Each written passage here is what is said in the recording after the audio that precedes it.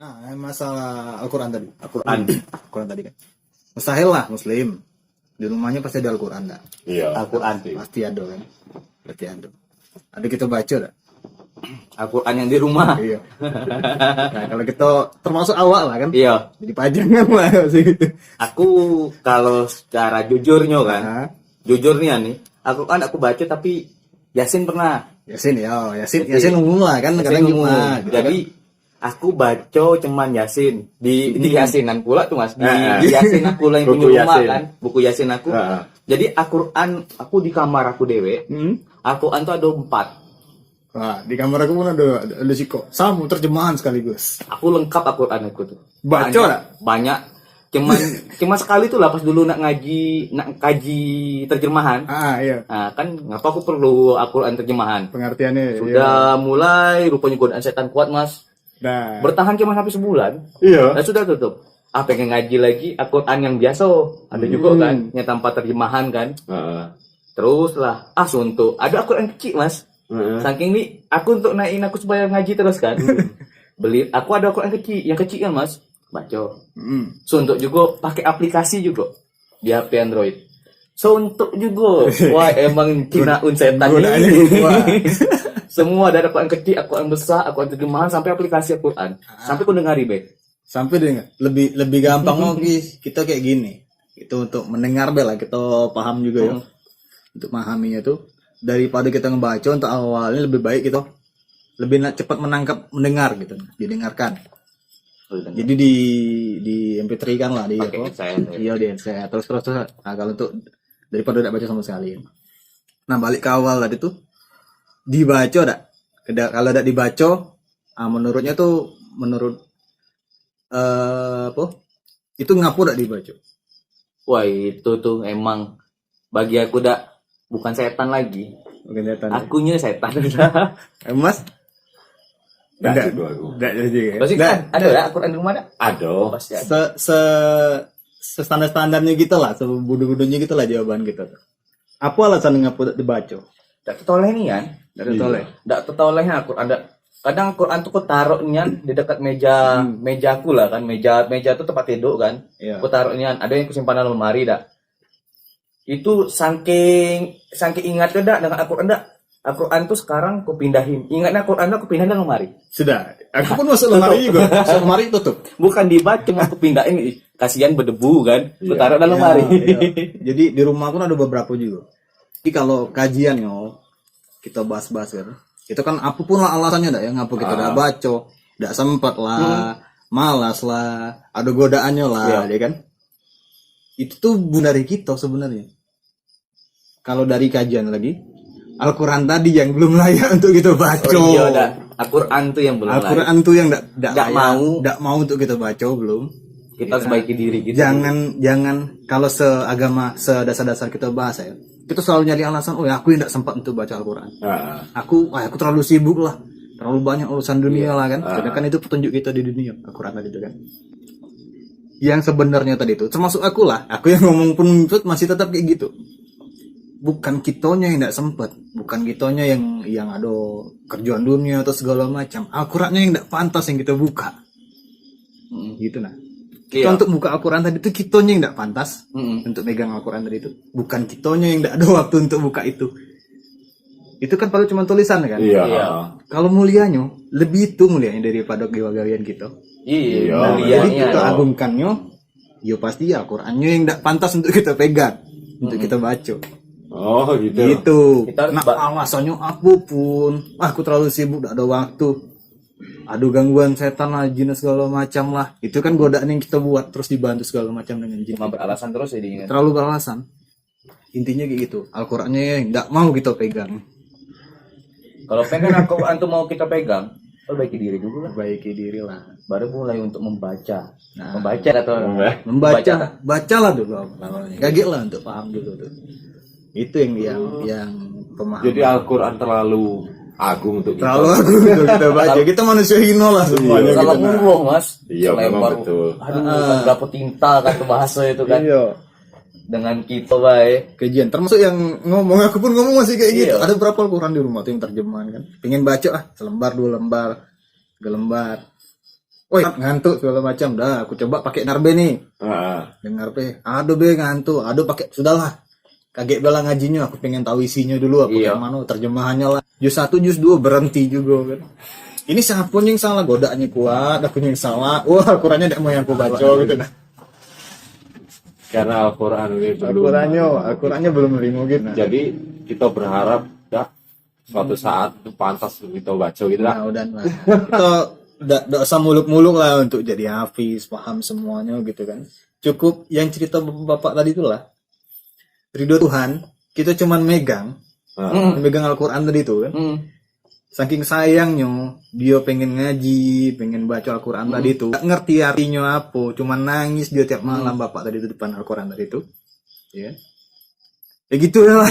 Tidak usah nak jauh-jauh dari apa. Tapi kan bapak tuh udah ngerti baca Quran, nggak bisa baconian. Al-Quran mau dipegang sampai hancur, sampai dibawa mati pula. Iya. Berarti secara langsung kan diri bapak tuh pantas untuk megang Al-Quran walaupun tidak ngerti bacanya. Sedangkan kita ngerti ngaji, tapi kita belum pantas. Kitanya belum memperbaiki diri kita dewe kan. Itu lebih sakit itu ya. Kita yang paham, kita yang ngaku pintar, kan? Emang ilmu tuh perlu kan? Iya. Tapi sadar diri itu yang perlu. Sadar diri itu lah. Introspeksi. Pelan-pelan mulai. Tapi kalau sudah mulai belajar agama segala macam, sosial tetap. Iya. Harus mas, jangan kita diam. Kalau kita banyak diam, non sosial, kita yang benar agak dengan pelajaran kita. Terus di sosial jangan nampil gelas kosong lagi, dengarkanlah orang-orang ngomong masalah benar ndak benar. Normal-normal kok jadi manusia sosialisasi lah cuma. Iya, cuma sosial. Jangan kita belajar tuh duduk tempat orang-orang ramai. Oh, enggak, kau salah. Ilmu kau bukan kayak gitu seharusnya yang kau pelajari itu. Nah, itu kebanyakan manusia sekarang. Masalah perdebatan juga manusia itu punya kebenaran masing-masing. Iya. Jadi sia-sia untuk didebatin. Tapi kalau didengarin, tidak akan sia-sia. Kalau omongan orang kita dengarin akan sia-sia mas. Tapi kalau kita debatin, jadi sia-sia lah. Karena orang kita punya kebenaran, dia pun punya kebenaran dewe kan. Aduh, matanya ambil lah yang benar, buang lah yang buruk. Gitu kan. Berarti kan kalau ambil yang benar, buang yang buruk, kita dengari dulu. Iyalah. Kadang kita diceramai orang, bukan ceramah lah, orang ngasih pemahaman dia kan. Apa sih? Wah, aku lebih paham lah. Wah, aku sudah belajar itu tuh. Yuk, kemungkinan kita sudah belajar. Mungkin yang disampaikan dengan orang tadi itu 1-2 patah kata tadi itu iya buat kita sadar dengan pemahaman yang sudah kita baca tadi itu. Sebelum kita tidak sadar dengan ngomong. Berarti selama ini harusnya kayak gitu. Ngapa? Karena dengan pemahaman. Kadang pemahaman kita yang kita sudah anggap benar, tiba-tiba orang ngomong dengan pemahaman sama yang kita anggap benar. Di situ ada jawaban lagi untuk anu kita. Flashback lagi gitu. Iya, gitu. Nah, perbaruan lah tentang ilmu gitu. Nah, gitu bela dengarnya. Jadi terima lah orang-orang ngomong dulu. Iya loh. Baru sih kayak gitu. Kadang manusia tuh dengar omongan orang tuh yang agak beda dengan prinsip dia. Mulutnya. Kadang itulah. Yang, salah ngomong kok nih dengan aku. Wah, aku duluan paham itu tadi. Kadang ya kita tuh punya kuping, tapi tidak bisa ngatur mulut. Itulah itu saya. Itu pas ya kalau ini. Kita punya kuping nggak bisa ngatur mulut, mas. Dengar dikit, wah kau salah, kafir kau. Ya itu kadang ya kita nasihati orang tuh ada hadisnya. Boleh kita nasihati orang, kita ngasih tahu orang kalau emang posisi dia tuh salah. Boleh, tidak salah enggak, Mas? Tidak masalah.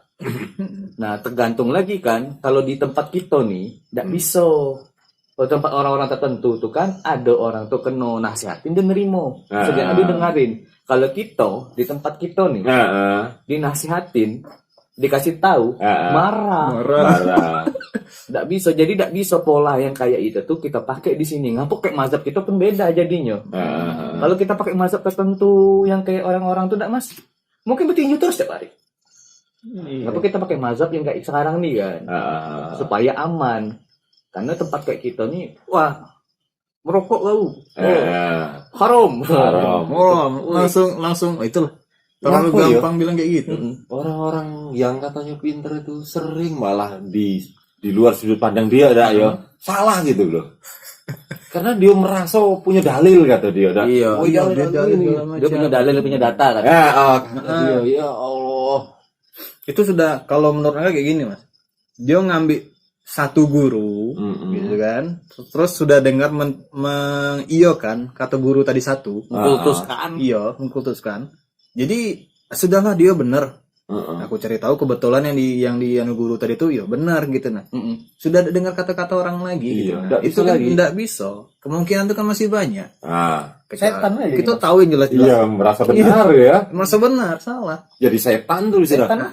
Sudah duduk di hati dia setan tuh. Setan nian. Sudah setan wujud manusia. Setan Mas kalau orang kayak itu setan kan kategori iblis. Iblis kan yang berilmu. Iya. Kata Tuhan tidak terima dia kata Tuhan nih. Sedangkan kita intinya kita pintar, merasa pintar. Kalau kau yang berilmu, tidak bisa kau merasa pintar karena kau bertuhan dengan yang maha pintar. Iya. Itulah karena dia benar, dia ngerasa benar. Kau tidak bisa berhadapan dengan yang maha benar. Iya. Kalau dia berilmu, berarti contoh dia tuh nyari ilmu yang dipaksa dapat. Kalau ilmu yang tuh datang dewek, Mas, ilmu padi lah. Iya. Pasti nunduk orang tuh. Karena semakin tinggi ilmu tuh semakin bijak orang. Iya. Tapi kalau semakin nyari ilmu tuh makso, tidak akan bijak. Itulah. Ilmu tuh jadi ilmu yang dicari.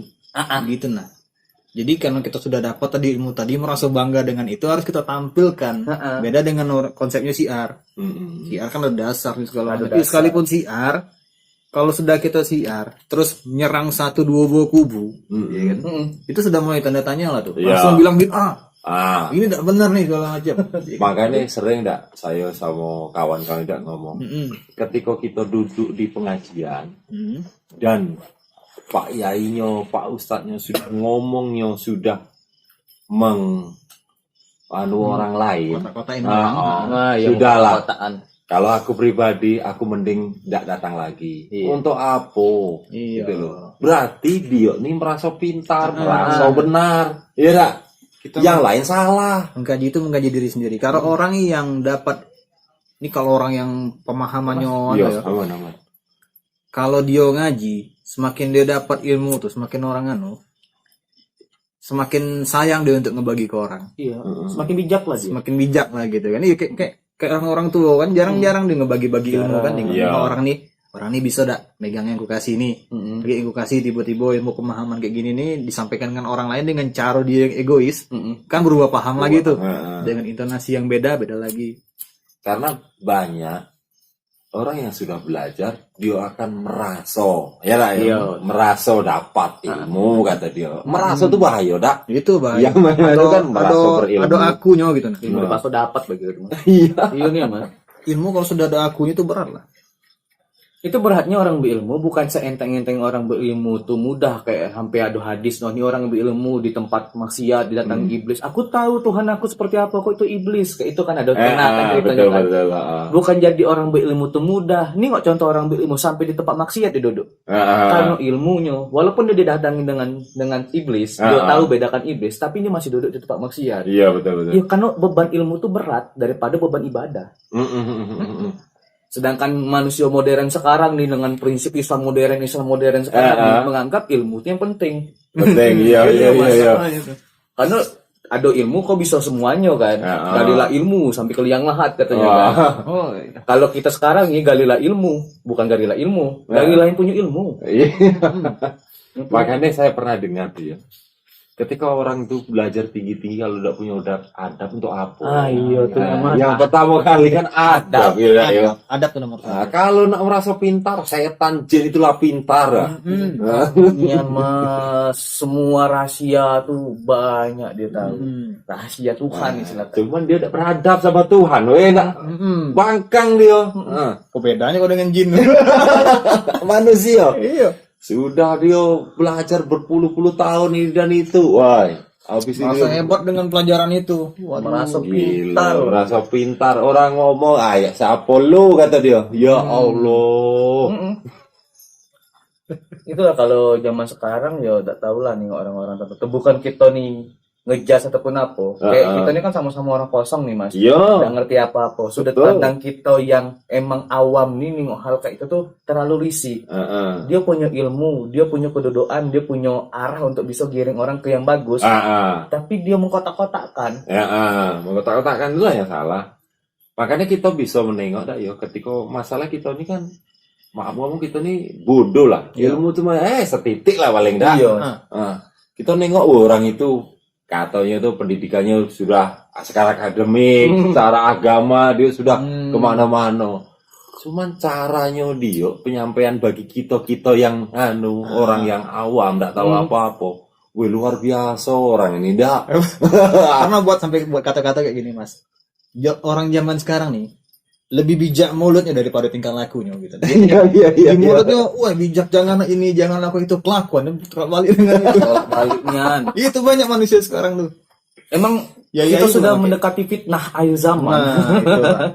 Itulah. Tapi kelakuan aneh-aneh Mas. Agama dijual, nasihat dijual jadi materi. Zaman kita nih masih zaman Dajjal mau muncul gitu dia. Berarti secara nggak langsung dia belajar apapun, motifnya tujuannya tetap ekonomi ya. Ekonomi, di dunia ya. Materi setidaknya dia dapat apresiasi. Puncaknya orang tuh kan apresiasi tuh kan. Iya, betul. Apalagi sudah melewati materi tinggal apresiasi lagi. Sudah dapat apresiasi dari orang, pengakuan dari orang, menjadi manusia. Banyak sudah di puncak, sudah dapat nama, dia lupa ilmu dia dengan Tuhan. Padahal dia belajar ketuhanan. Padahal berat tanggung jawab dia. Berat. Apalagi megang umat. Megang umat itu sudah karena kalau yang diomongkannya A, umat pasti ngikut A. Pasti. Apalagi sudah garis keras kan. A tuh lah dado. Karena kalau dia berpengaruh orang yang sudah dianggap masyarakat panutan dia walaupun namanya manusia pasti ada salahnya kan. Dia akan ngomong salah malu. Namo dia takut hancur kata dia. Wih luar biasa dia nih ya Allah Itu yang berat itu. Kalau kita orang-orang yang ngomong kategori bodoh lah gitu kan. Maaf salah, maklum kami ini orang bodoh gitu kan. Maklum, harga dirinya lebih bagus jadi orang bodoh. Tapi paham. Ya kalau kita nak ngaku berilmu, ilmu apa gitu? Apa yang dipaham, belajar dari mana? Kan sekarang kan pemahaman umum yang kita tahu gitu kan. Iya. Ya cuman emang zaman sekarang tuh emang apalagi sekarang nih Mas, orang tuh butuh pengakuan di mana-mana. Nah, memang itu memang benar ya. Pengakuan tuh lah yang dicari. Nak kayak manapun. Sampai jalan yang tidak seharusnya ditempuh juga demi pengakuan. Demi pengakuan. Memang luar biasa memang kalau zaman sekarang. Menurut aku untuk apa lah nunjukin diri di masa gitu kan. Foto siapa gitu nih. Cina kalau tuh. Iya. Apalagi kalau dia nengok, aku pernah tuh nengok ada Pak Ustadz tuh menjelaskan bagaimana planet kecil. Ya Allah kalau kita bayangkan tidak nampak ya. Aku berpikir sampai gitulah. Apa yang mau ku banggakan gitu ya. Materi segala macam itu kebutuhan dunia. Kalau bisa diseimbangkan lah. Jangan tidak perlu nyari muka dengan orang A B C, cukup rezeki cukup. Kalau Tuhan kita ada gitu ya. Kalau aku malah nanggapinnya kalau masalah kebanggaan itu jelas kita tidak boleh bangga apa yang kita lakukan hari ini. Karena kita tidak tahu hari besok tuh ngasih kita apa. Iya. Mana tahu bukan kebanggaan. Iya Mas, hari ini kita bangga melakukan sesuatu kan. Aku bangga dengan aku bisa melakukan sesuatu. Gak usah nyebut-nyebut Tuhan. Hari besok tidak tahu hari besok tuh ngasih kita apa. Mau tahu kita kena siram tai. Kita tidak tahu hal yang kayak itu Mas. Bukan kebanggaan, kemaluan. Jadi tidak bisa untuk nak bangga.